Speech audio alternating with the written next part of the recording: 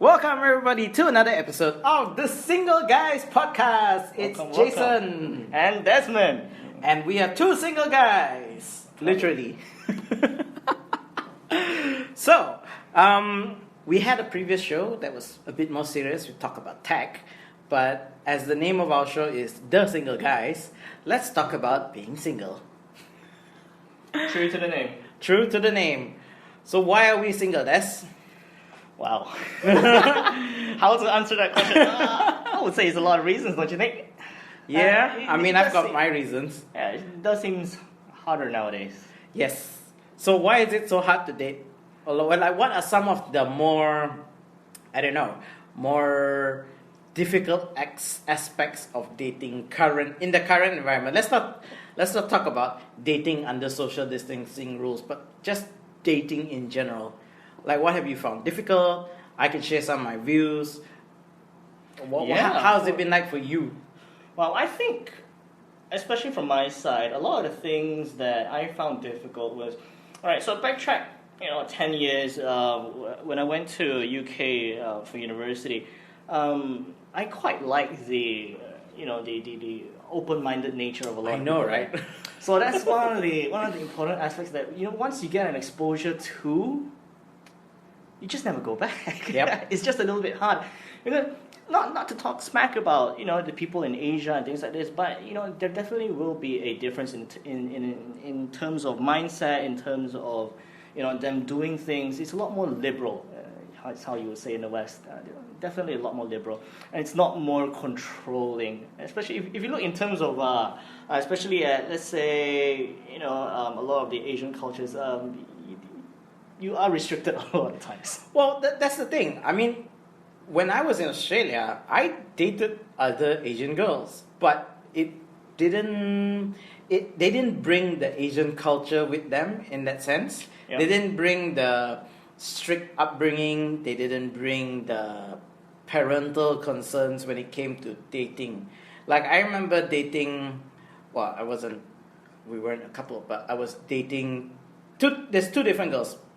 Okay, so one is a girl who was from Indonesia, and she's rich. She had a car, personalized plate number, and I remember I was a broke-ass student. I didn't have money, but that didn't stop us from dating. Like, I drove a car, we went out, and then there was another situation where it was a Singaporean girl who also had a car, who picked me up for dates. Dude, you're pretty international, man. Yeah, I know. I've had a taste of basically two extremes, right? So one of my serious relationship was with someone who's actually what they call the BBC. So she's a British-born Chinese. So I've never had that. Like, I've always had the pure from one country type. yeah. I mean, a lot of the local ones. So okay. Well, what was it about this BBC? Right, it's great because, okay, so here's a little backstory. So she basically has 5 sisters. They're a family of all girls, all 6 girls in a family, raised by a single mom. And you kind of imagine the kind of... That's too much female influence in one family. A lot of supposedly chaos in the family, especially when you've got 6 girls in the family, 7 including the mom, right? So it can get a little bit chaotic. But the one thing that I really, really, loved about this family was they were all very independent, right? Because they grew up sort of like without a dad, and they had no choice to, right? They had no choice but to be independent. Wait. Did you date like the oldest, the youngest, the one in the middle? I like the one in the middle. The one in the middle. What number? One in the middle. She was number 4.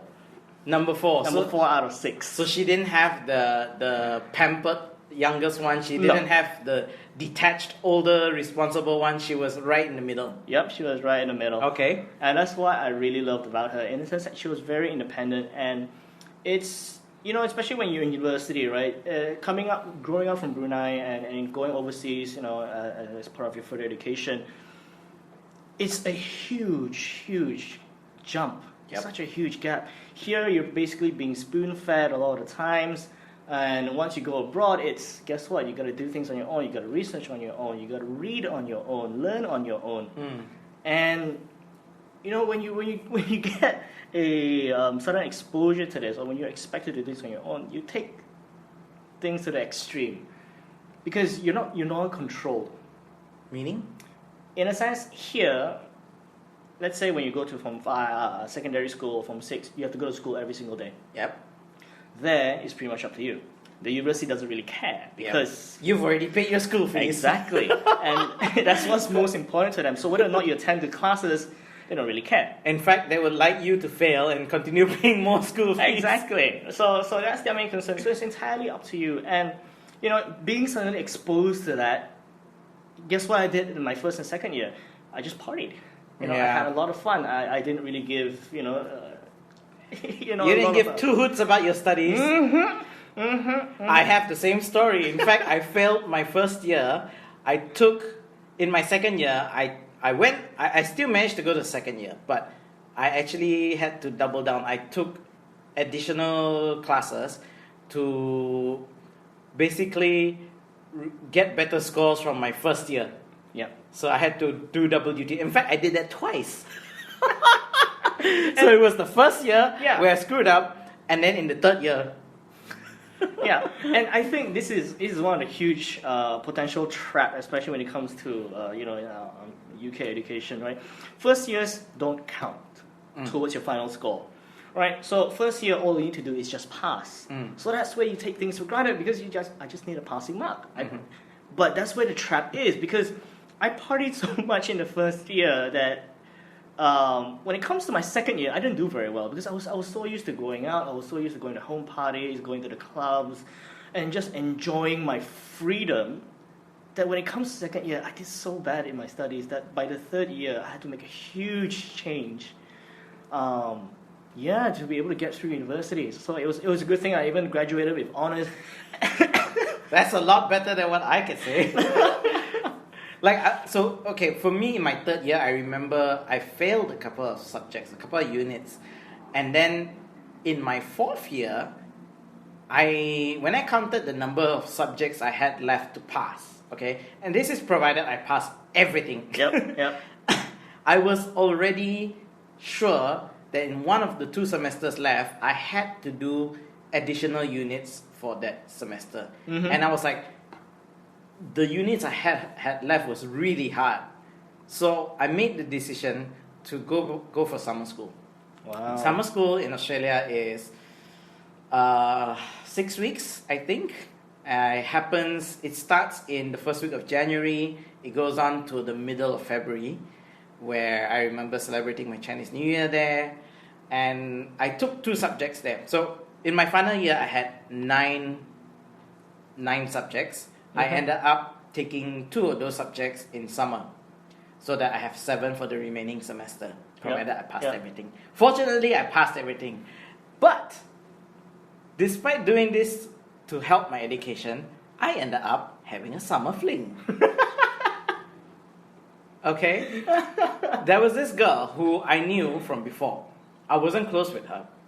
But in summer, there's a very limited number of students. A lot of your friends are not there. I had a fling with her. Fortunately, it didn't affect my studies. But, you end up doing things, like you mentioned, doing things independently.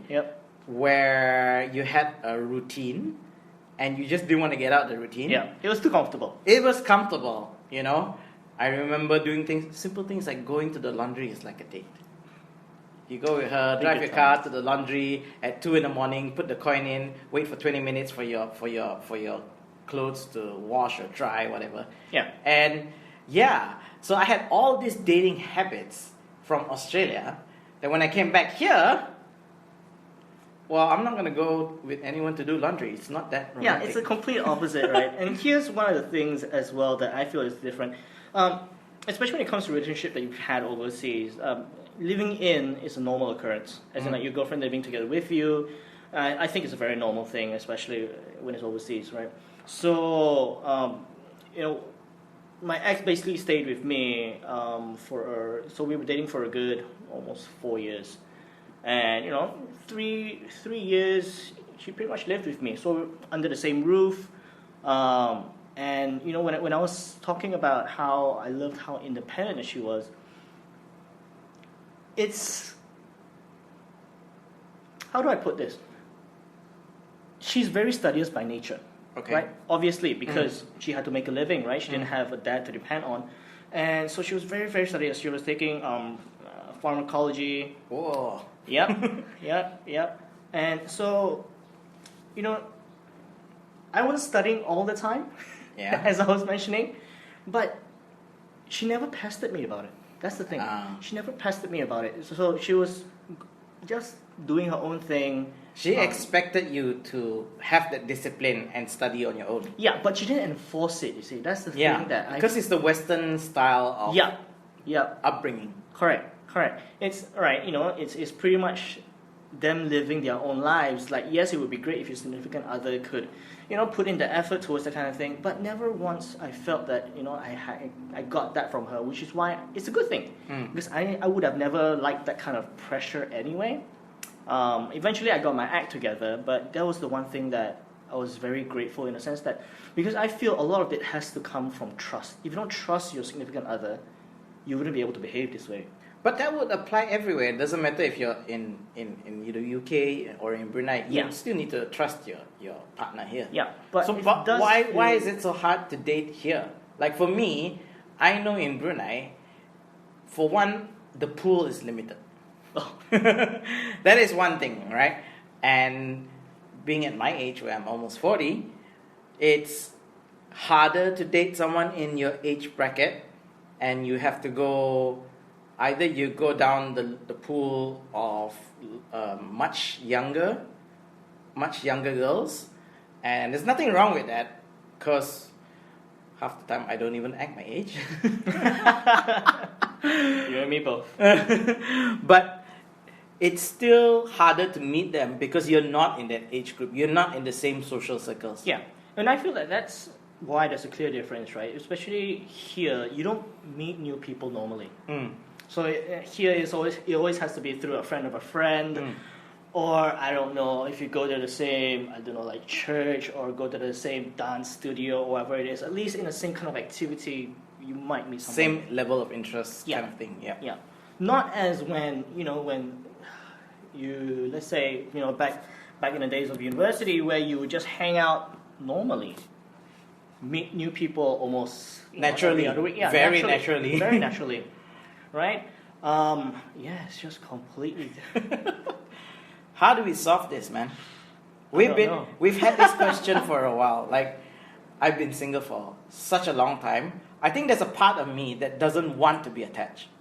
Yeah. So I know you're not like this, but I'm very much loving my life the way it is. I can't imagine it any other way.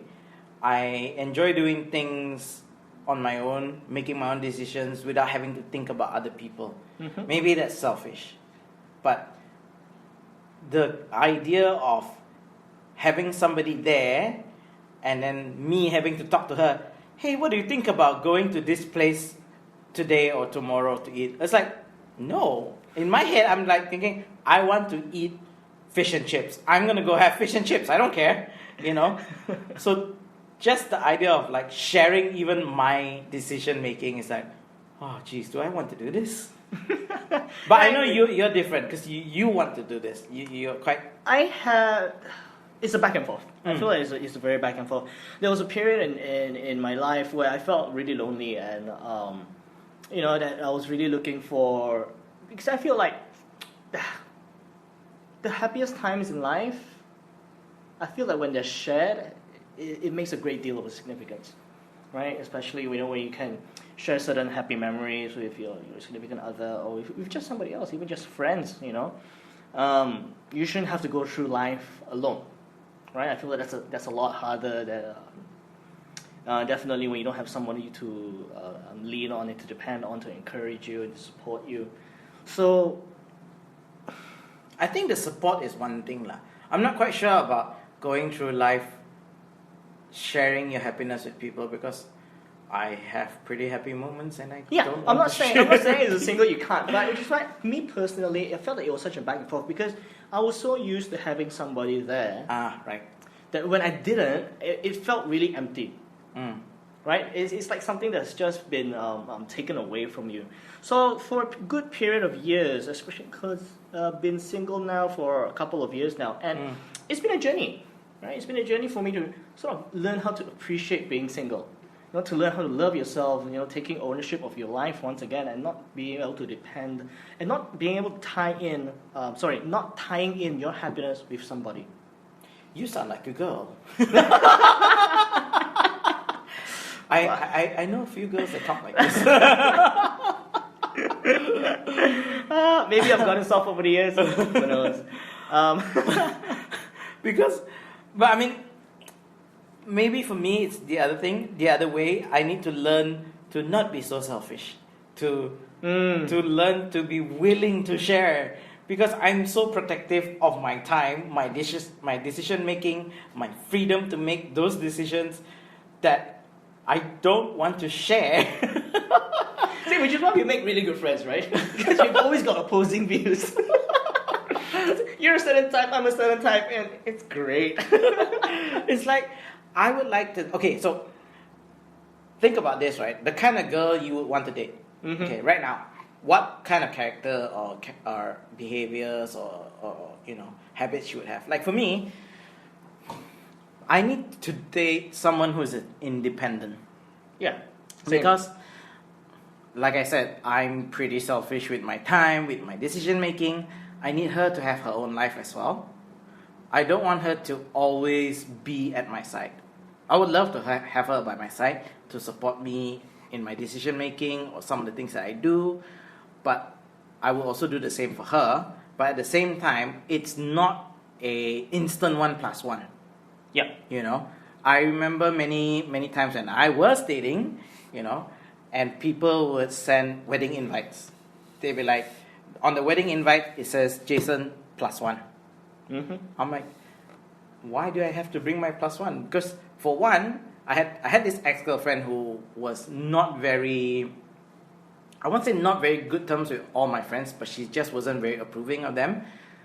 So she never wanted to attend any of my friends' weddings or functions and things like that. So being the independent person, I'm like, yeah, it's fine. You don't have to go. I don't have to bring you. They will probably ask me why I never bring you, but it is for us, between the two of us. Yeah. It was an understanding, like, yeah, I can do this on my own, you can do this on your own. If you want to come, you can come. You don't want to come, just let me know. I agree. I'm the same. Somebody like that would suit me just well. So she'll have her own life, she has her own goals and ambitions. I will come into the picture every once in a while, but it doesn't have to be automatic. Yeah. So she has to, for me, I need to have somebody like that. Someone who is independent. At the same time, and maybe this is probably demanding too much, I'm not quite sure. I do have my moments where I am pretty lame. I make lame comments or lame jokes. Basically quite lame. And I need, despite her being an independent person, I need someone who can appreciate this side of me. Oh yeah, I get what you mean. We all have our little dirt moments. Yeah, the dirt moments. Well, what's your ideal? Well, see, this is the thing. I used to have an ideal. Right. And then, but now, as the years progress, I feel that... And then your standards dropped. In some ways, yes, I would say. But at the same time, I started disbelieving in an ideal. Okay. So, I'm sure this goes for a lot of people, in the sense that you do have an ideal picture in your head. But that's what I found so dangerous over the years, especially, because we've all had this, I feel. So a lot of times when, let's say, you don't really know someone, right? But you're really into them, whether it's, they're really pretty, or, you sort of generally know them, but you don't know them personally on a deeper level, right? So I think as guys, we generally fall into the trap of liking someone, and we paint this fantasy about them, their character, how they're like, and this and that. We fall the idea of them, not them themselves as who they are, but our idea of them, and we paint that picture, and that becomes our ideal. So I feel like, over the years, like a couple of times of doing this, I feel like it was so dangerous to do these things. In the sense that you sort of get more disappointed out of it rather than, when you do get to know the girl at the I end think of the day. I'm a bit different. Yeah. I've never really painted an ideal on top of a girl. Like when I'm entering into a relationship, I remember a couple of times where I'm like, do I really want to do this? Like, do I want to be with her? So I remember entering into one relationship where I was doubting whether it would work. Because I know she didn't fit into the ideal which I had in my head. Like, she wasn't independent. She was very sticky. Yeah. Yeah. She was very possessive. And I like a bit of possessiveness, but this was nuts. I'm surprised you went ahead with it. Yeah, so I gave it a shot. So I don't think I painted an ideal. I was hoping she would change. I guess in this sense, I'm a bit like the girl where I entered into the relationship hoping that she would change. Yeah. But she didn't. Yeah. Well, if there's anybody listening to this, here's a little advice. Don't go into a relationship hoping that other significant person will change, I would say. Yeah, I think girls do that more often than guys. Don't be too hopeful that they will, because more likely than not, they won't. Unless you specifically tell them, I want to change, and you're going to help me. Maybe that should be the criteria now. It's like, I want to be a better person, and you're going to help me be a better person. It definitely could be. But yeah, it's funny. Like, we have very different dating experiences. Yeah, we do. Yeah, Despite the fact that we may have gone overseas to experience the Western culture, we come back, and we're still so far apart in terms of how we see our relationship. Yeah. Here's one interesting story. Blast from the past. They're all blast from the past. That's why we're single now, man. There was one that a lot of friends, which is why I think that how I think is so different from normal Asian culture, right? Because same girl as the ones that I met in the one that I met in uni, right? So we took a holiday, went to Hong Kong, hung out with a bunch of friends, went to the club, right? Obviously Hong Kong, honkies, Asia. So there, during that night, I wasn't sticky with her. I'm never sticky with anybody. Okay. Right? So she was free to hang out with her friends and whatever it is. And, and one of the guys, someone among our circle of friends, he approached me and he was like, hey, why aren't you with, your girlfriend? I was saying, I just want to sit down and chill and drink a glass of beer. And that was it, right? I don't see why I gotta be with her 24/7, right? She has her own life to live.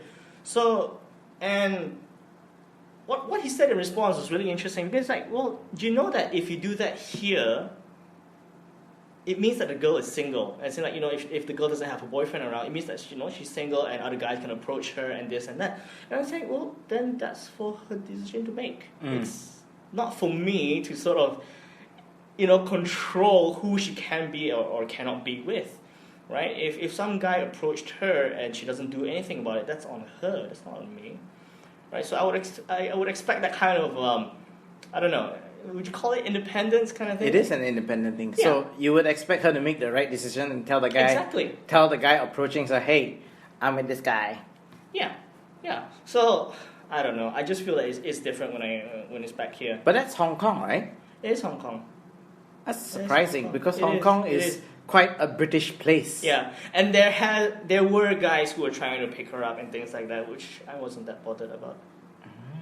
Interesting. I never had that freedom because they're always next to me. It's like when I go out and my girlfriend's with me, she makes sure everybody knows that she's with me. I'm like, okay. Not that she doesn't, but I mean, we're already in our 4th year relationship. I mean, I don't see the point in being super clingy and possessive. Clingy is good. Clingy is fine. I'm not like totally against clingy, right? Hey, I love clingy, man. How you show affection. Just not over. There's always that 5 love languages. It's important that everybody knows, what they're looking for and how they give and receive love. And that's great. But yeah, I don't see why. I just don't understand it.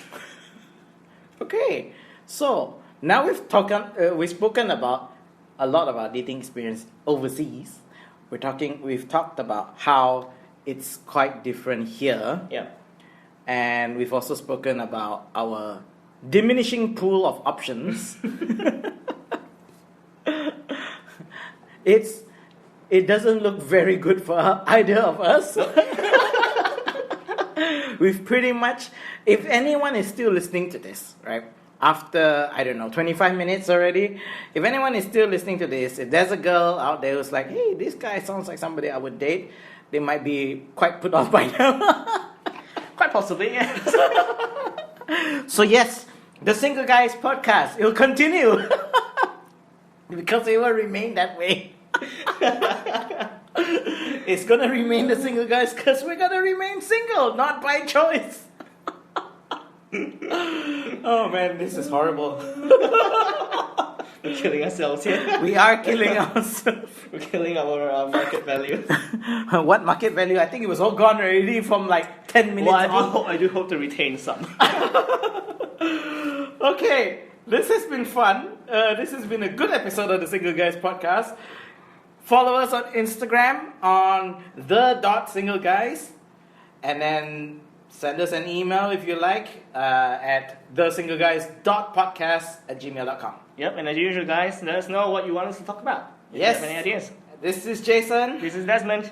And we are out. Bye.